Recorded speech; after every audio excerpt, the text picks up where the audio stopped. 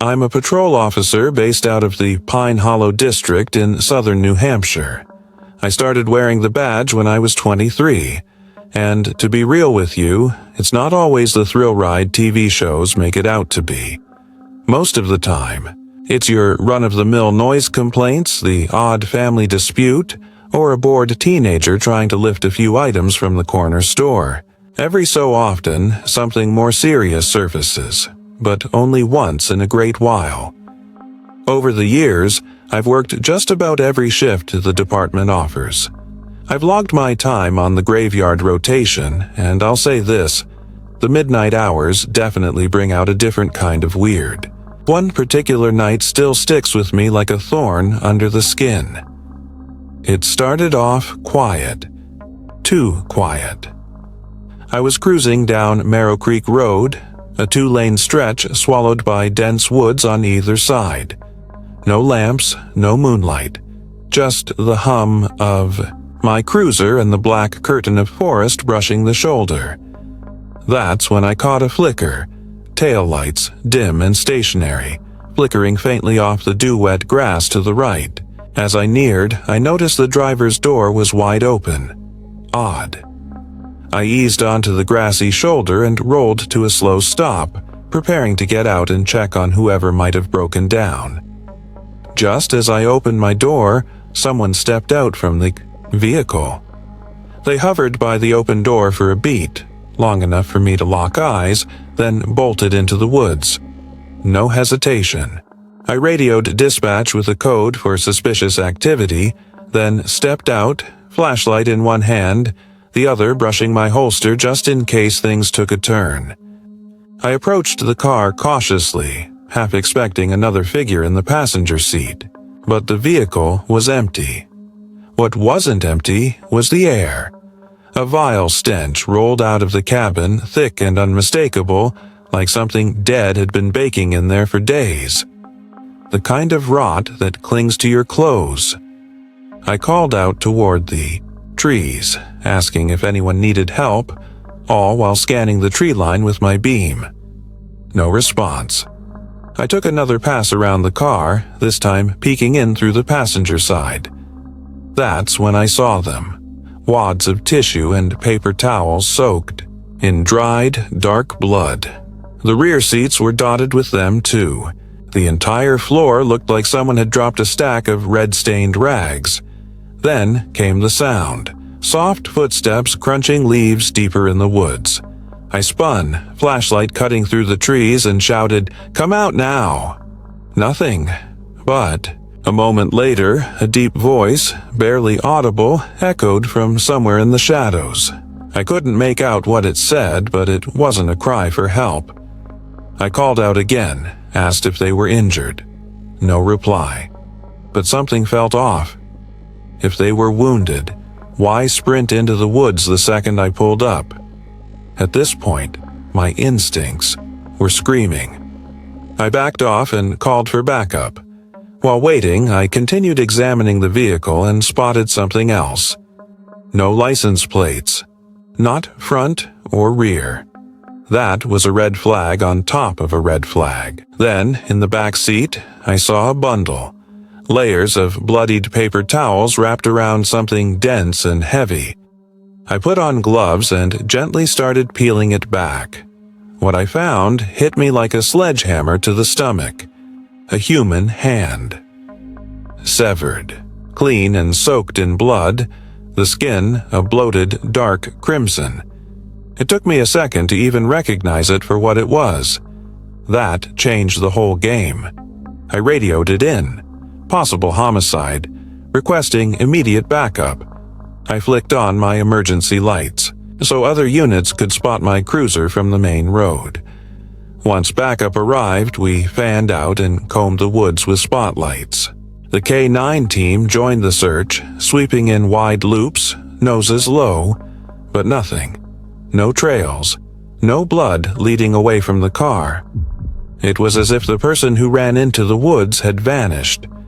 Even stranger, the blood-soaked items didn't match up with any trail or injury at the scene, which meant the hand and the mess inside the car probably belonged to someone other than the runner. The vehicle was impounded and sent for forensic processing. Later, we learned it had been reported stolen 2 towns over by a man who said he had no clue who might have taken it. The forensics team pulled prints from the wheel, ran DNA on the severed hand, but nothing matched. No hits in any database, no leads, just silence. To this day, we have no idea who ran into those woods, whose hand that was, or what the hell happened out there on Marrow Creek Road. My partner and I are part of a specialized team in the Ashford County Sheriff's Department. Our unit manages electronic monitoring, mainly ankle trackers for folks on house arrest or parole. It's not glamorous work, but it keeps us busy. Every now and then, someone ditches their tether and we have to track them down. One night we were following up on someone named Lena Quinn, who had recently cut off her monitor and vanished. The last ping from her device put her near a rundown patch of town just off the Old Mill District. Not exactly the kind of place you'd want to be wandering after dark. Most of our drop-ins aren't exactly by-the-book traffic stops, but this one felt strange before we even knocked. My partner went straight to the front porch while I hung back near the side of the house, keeping an eye on the windows and angles he couldn't see. He knocked, waited, then knocked again. After a few tense seconds, the door creaked open. A woman, in her 50s, pale and slack-jawed, slowly peered out. But here's the part that still sticks in my gut. She didn't look at my partner standing in plain view. She looked straight at me, dead on, through the dark, around the side of the house where there were no lights and no windows facing that direction. There's no way she could have seen me. I wasn't in view from the front or the side. Yet her gaze locked onto mine like she knew exactly where I was standing. I felt a chill crawl down my back. After a moment, she turned to my partner and let him in, mumbling something that sounded like, "Lena's here." Her voice barely above a whisper. The second we stepped inside, the energy changed. Fast. The woman dropped to her knees and started crawling across the floor, calling out for Lena like a lost child. Not walking, not standing, just dragging herself around, shouting her name, like it was the only word she knew. It was clear something wasn't right upstairs. We figured Lena must have been her caretaker, or maybe she had a mental health condition and was confused. Either way, we kept our cool and started searching the house. The woman kept crawling after us, never standing, just moving on her hands and knees, trailing behind like a shadow. The house was nearly silent, save for her mumbling and the occasional creak of the floorboards. No TVs, no radios, no hum of appliances. Only one weak light on in the whole place, casting long, awkward shadows. The layout was old, probably built in the 60s. 2 floors, 4 bedrooms, all with doors that didn't seem to open the way they should. Every time I stepped out of a room, it felt like I was re-entering a different hallway, like the architecture shifted when I wasn't looking. I know it sounds nuts, but it felt like the house was rearranging itself behind me. And that woman? She'd just appear. No sound, no warning. I'd turn around and there she'd be, staring up at me from the floor like she'd been there the whole time. Eventually, we made our way upstairs. From the outside, the second floor looked standard. Probably bedrooms, maybe a bathroom, but when we tried to open the first door at the top of the stairs, it wouldn't budge. Paint had sealed it shut like someone hadn't opened it in years. We had to shove against it until the dried layers cracked and gave way. Behind the door was no bedroom. It was an attic, an unfinished one. Raw beams, insulation spilling from the walls, a lone bulb hanging from a string. No furniture, just old boxes, dust, and silence. The woman sat at the bottom of the stairs, rocking slightly and still calling out for Lena like it was a prayer. Her voice echoed faintly into the attic as we stood there, trying to make sense of what we were seeing. After what felt like hours of searching, retracing our steps, and looping through that strange, shifting house, we gave the all clear. We never found Lena. No evidence she had been there recently. We left the house feeling like we'd just walked through someone else's fever dream. As we backed out of the driveway, I glanced back, and there she was, standing upright now, at the front door, staring directly at us, motionless as we pulled away into the dark. When we checked the logs later, the whole ordeal had lasted about 20 minutes, but to both of us it felt like we were inside that house for hours, lost in some bizarre loop, stuck in a place that didn't follow normal rules. I still don't know what unsettled me most. The quiet, the warped floor plan, the woman's unblinking stare, or the fact that her eyes found me in the dark before I even stepped inside. We've never gone back.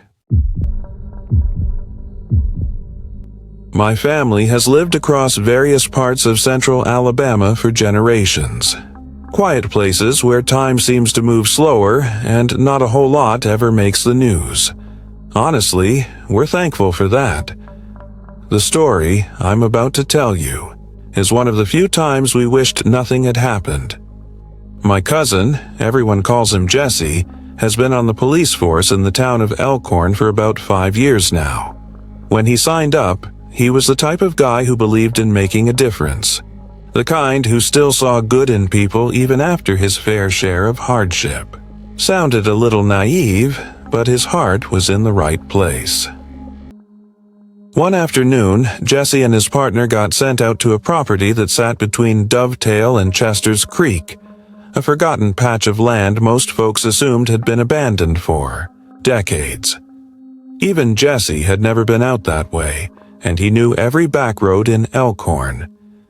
When they pulled up, there was an older man sitting on the front steps of the house, slouched forward like he was folding in on himself. His hands were jammed into his coat pockets, and even from the cruiser, Jesse could see the man's shoulders trembling. They got out and approached slowly. The man wasn't just crying. He was sobbing like something inside him had finally cracked, wide open. He kept whispering the same phrase over and over. "It's too much. It's just too much." Jesse tried to talk to him, get his name, ask what happened, but the man couldn't put together a coherent sentence. He was broken, completely shattered. Jesse's partner stayed with him while Jesse moved toward the door, gun drawn, just in case. The second he opened the front door, the smell hit him like a punch in the face. Rotten food, mold, death. It was like the house had been sealed up with something decaying inside. The living room was a hoarder's cave. Newspapers stacked like towers, boxes spilling over, greasy takeout containers smashed into the corners. He said the kitchen was even worse. Dishes caked with old food, pots blackened and filled with something unrecognizable. He called out into the house, following. Protocol, no answer. Still holding his weapon ready, Jesse moved cautiously down the narrow hallway. He said every step made his chest tighter, his breath shorter. The odor was heavier the closer he got to what he assumed was the bedroom. He reached the door at the end of the hall, covered his face with his forearm and pushed it open. Inside, on a stained mattress, were 2 bodies, pale, gray-skinned, unmoving, covered in flies. He told me he didn't flinch at first, not until he stepped closer. One of the bodies was a woman, curled protectively around a smaller form, something swaddled in a ragged blanket. At first, Jesse thought it might be a doll. Then he saw its face. An infant. Dead, nestled in the arms of its mother. The woman's mouth was agape, and flies buzzed in and out of it like they'd made it home. Jessie said one of them just sat there, still as a pebble, on her eyeball. The other body, presumably the husband, was slumped beside them, an empty syringe still clutched in his hand. Jessie stood frozen in that doorway, fighting the urge to gag, but he stepped closer anyway. He wanted to be absolutely sure there was no one else alive in that room. That's when he saw a cockroach crawl out of the infant's mouth. That broke him. He ran outside, barely making it down the steps before he doubled over and vomited right beside the old man, who was still sitting there, quietly sobbing. Once backup arrived, the rest of the house was processed. The man on the steps turned out to be a friend of the deceased husband, someone they'd worked with years ago at a local peanut packing plant. He'd gone by after not hearing from him in over a week and ended up being the first to see what was inside that room. The story they pieced together was bleak. At some point, both parents had gotten hooked on opioids after back-to-back surgeries. What started as prescribed pain meds spiraled into heroin, and soon enough, their lives crumbled. Around them, neglect turned fatal. Their baby daughter, barely 2 years old, died quietly in her crib, starved and forgotten. And when the parents finally realized what had happened, they chose not to live with it. The toxicology report said they each had enough heroin in their systems to kill 3 people. Jesse's still on the job, still wears the badge, but he started drinking after that. Nothing heavy, but enough for people to notice. He finally got into therapy, and over time he's been getting better, taking it day by day. He says he sleeps easier now than he did that first year after it happened, but every so often when we're sitting outside late at night, he'll bring it up again. Not the house, not the parents, just the baby. He says in his dreams, the child is still alive and crying. A few years back, I was dispatched to what was originally called in as a possible burglary at a small house on the east side of Breckley, a quiet, older neighborhood where things like this rarely happened. The caller was a young woman, probably mid-20s. She told the dispatcher that when she got home, she noticed a ground floor window was shattered. Oddly, nothing seemed stolen, and no one was visible inside. She'd convinced herself it might have been wind or a stray ball until she went to bed upstairs and then started hearing what she described as soft footsteps moving around below. Just as she said that, the call cut out. Attempts to call her back went straight to voicemail. That was the last anyone heard from her. I was the first unit to arrive. It was a modest house, maybe 2 bedrooms. Porch lights were off and the entire front yard was dark except for my cruiser's headlights. I knocked firmly on the door. Waited. Nothing. I knocked again, louder this time, and rang the doorbell twice. Still no answer. After one more attempt, I circled around the house, scanning for the broken window. I found it, on the side, just above some overgrown shrubs. The glass had shattered inward, big enough for someone to crawl through. I leaned in slightly and announced myself. Police department. But there was only silence inside. I radioed my update. House was quiet, no response, more units en route. Still, something felt off. I wasn't about to sit outside if there was someone hiding inside with bad intentions.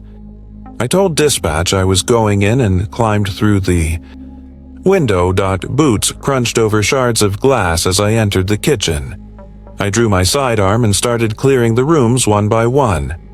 Police, make yourself known, I called out. Nothing. The downstairs seemed empty. But I remembered. The caller said the footsteps had been below her. That meant she'd been upstairs when she heard them. So I moved toward the staircase, climbing cautiously but not trying to be completely silent either. I didn't want to startle anyone, but I also didn't want to give anyone hiding in a corner the upper hand. At the top, I spoke again. "Ma'am, police officer, are you okay?" A soft female voice replied from one of the rooms. Yes, it was barely audible, but I followed it to the second bedroom, and there she was, sitting upright in bed, covers pulled up to her chest. Her face was pale, her eyes wide. She looked like someone who'd been holding her breath for hours. I asked if she was hurt, if anyone else was in the house. She nodded no. Then I asked her why she hung up during the 911 call and hadn't answered any callbacks. Her voice shook. "He told me not to." That's when the weight of the room shifted. I looked at her, then down at the floor, then toward the closet, then under the bed. I gave her a subtle nod toward the closet. She blinked slowly, then shook her head. No. I pointed slightly toward the bed. Her lips barely moved as she nodded. Yes. Suddenly, everything felt like glass, ready to shatter. My mind was racing and I had to figure out how to get her out without setting him off. So I said, keeping my tone calm, "Ma'am, if everything's fine, I just need you to sign this incident report saying nothing unusual happened." She understood, instantly. She slipped out of bed and came toward me. As soon as she was close enough, I grabbed her arm gently and pulled her into the hallway, putting myself between her and the bed. Then I drew my weapon and shouted, "Under the bed. Come, out slowly. Hands first." For a few seconds, nothing moved. Then I heard the sound, a metallic clink hitting the floor. A pistol. Slowly, a man in dark clothing slid out from under the bed. His hands were shaking, but they were raised high. Middle-aged. Not someone you'd pick out in a crowd. I cuffed him right there and walked him outside just as the backup units were arriving. He didn't resist, didn't speak. Later, the woman explained what had happened, after coming home and noticing the broken window. She checked the house, found nothing missing, and thought maybe it was a fluke. She went to bed, but then the footsteps started. The man had broken in earlier and was hiding when she came home. She panicked, called 911, but midway through the call, he entered her room, gun pointed at her, and told her to hang up. She obeyed. When I rang the bell, he threatened to kill her if she made a sound. Instead of running, he made her pretend everything was normal. Then, as I entered the house, he crawled under the bed to hide. He'd been there, barely inches away from her feet, the whole time. That call could have gone very differently. I still remember how she looked when I opened that bedroom door. Not terrified, not even panicked, just frozen, like she'd already accepted that no one was going to find her in time. I'm just glad we did. These aren't just stories. They're real moments of terror, tension, and raw human instinct. From dark roads and vanishing strangers, to chilling encounters behind seemingly ordinary doors, each officer stepped into the unknown and came out changed. If these tales gripped you, share them. Start a conversation, because what's hiding in the dark corners of these stories might not be fiction for someone else. Stay alert, stay curious, and never ignore the quiet. Follow for more true law enforcement encounters that blur the line between reality and nightmare.